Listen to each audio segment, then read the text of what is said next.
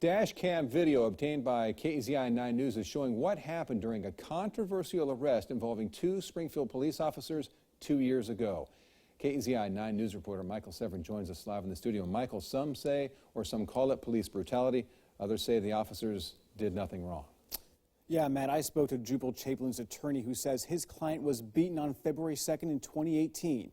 But one retired police officer I showed the video to tells me he doesn't believe the officers did anything wrong. Come on out for me, please. What started as a simple traffic stop on 23rd near Olympic in Springfield soon took a turn to violence. Just come back this way. Don't reach in your pockets, please. I'm fitting my wallet. No. Did you hear what I said? God damn it! What the f? Get on the ground! Get on the ground! Get your hands behind your back! It began after Officer Ryan Stone and Julio Garcia Cash pulled over this pickup truck after it was spotted without its headlights on. The driver was arrested for warrants. Stone says he could smell marijuana. The driver said it belonged to Chaplin. Stop hitting me! Put your hand behind your back! Brian Michaels, Chaplin's attorney, says Chaplin didn't deserve this. As soon as he steps on the ground, they jump him. He says all the charges against Chaplin were later dropped. They filed a lawsuit against the officers and the city alleging excessive force.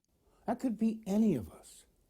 And all of a sudden, he's beaten up by the police and in pain these 2 years later, still suffering. But I showed the dashcam video to retired Eugene police officer with 30 years experience. He believes the officers did nothing wrong. I don't see anything strange about it.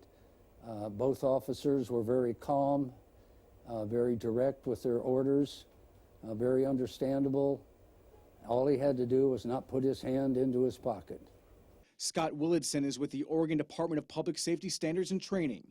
They train officers all over the state. So what would a reasonable officer of similar training experience have done? He says they train officers to put the situation into context.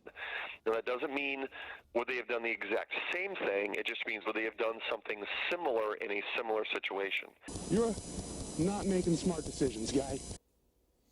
Michaels also says it turned out the driver had already taken care of those warrants and shouldn't have been arrested in the first place. And I reached out to a Springfield spokesperson multiple times today for comment, but I never heard back. Live in studio, I'm Michael Severin, KEZI 9 News. All right.